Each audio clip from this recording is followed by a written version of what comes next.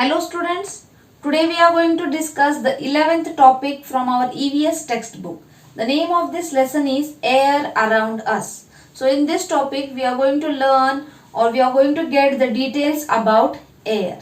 But do you know what air is? Yes, air is a mixture of gases which is found in our surrounding, or we can say air is an invisible gas. Air is an mixture of invisible gases which is found in the surrounding of the earth. So air, it is found everywhere. Anywhere you go, we have air there.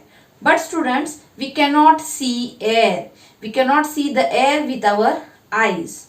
Nor can we smell it, or we even cannot taste it. But we can feel the air. Yes, we can feel the air. If we raise our hands, we will just feel the sense of air. A coolness will be felt, and that coolness is because of the air.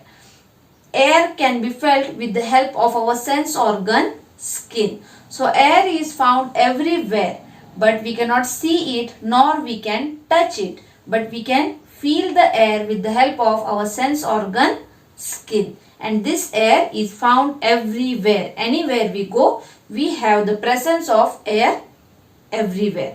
So, as I told you, we cannot touch it. But air, the moving air, it is called as wind. The air that moves, it is called as wind. Also, we are going to learn details about the air. So students, we can feel the air. But how can we feel it? So, for this we have to perform some activity. So, if you want to feel the air, you have to just hold your hand in front of your mouth and you have to blow. You have to blow air from your mouth. Yes, you can feel the air when you blow it from your mouth. This will make you know that air does exist. We can feel the air. Also, we can do one more experiment, like we stand in front of a table fan and just ask some adult to put on the fan. The air, it will, when the table fan or the fan starts working, you can feel the air. Yes, this is how we can feel the air. Since we cannot see it, we have to perform such experiments to make ourselves know that air does exist in our surrounding. Okay, the next point is air takes up space. So now how are we going to explain about it? On your birthdays, what do? You decorate your house. And with what do you decorate? You decorate your house with balloons. So you bring the balloons from the market and you feel air into it, right? And then what happens? The balloons, they become big. What is there inside the balloon? Yes, air takes the space inside the balloon. So it proves that air requires space for itself, right? Then the next is air has weight. So how do we come to know? Because we cannot see air with our eyes. Then how can we say that air has weight? Yes, you all might be playing with footballs, right? So suppose you are having two footballs. One football is having air in it and the other football has no air in it. Here you can see in your textbook, it will be like this. The ball having air will be having a more weight, and the ball with no air, it will have less weight. Why does it happen? The ball which is having air in it, it is fully blown. So it will be heavy. When you lift it, you will feel the heaviness. But the ball which is not having air in it, will it be blown? No, it will shrink. It will be shrinked. And so the weight of that ball will be less. So from this we come to know that air has weight, right? Yes. The next is need of air.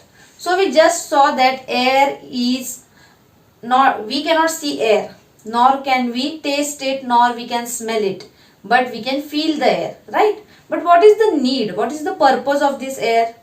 Air is very important factor, because all the living things, they need air to breathe. Animals and human beings, they need air to breathe. the breathing process takes place because of the air. So if there is no air, no human beings and no animals can live. Also the plants, they require air for preparing of their food.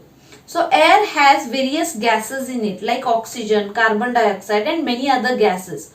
Human beings, they require oxygen from the air for their breathing purpose. Plants, they require carbon dioxide from the air for preparing their food. So air is very necessary for all the living things on this earth. Also, the air helps various other instruments like the air helps the boats to sail, to move into the sea. Also the air helps the gliders to move. Also the fans of the windmill, they move because of the air. So students, here you can see the various things which require air for their movement. Here is a windmill. This windmill requires air so that the fans of this windmill start moving. Only then can this windmill work. Similarly, the sailboat, it requires air so that it can move into the deep sea. This sailboat does not have any type of motor or machine which will drive it, but it moves with the help of the air only.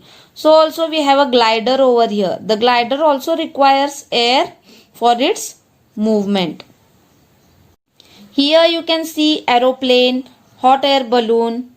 All these require air for their movement. So if there is no air, none of these can move. So air is very necessary for various other purposes also. Like the wind, it helps the kites to fly in the sky.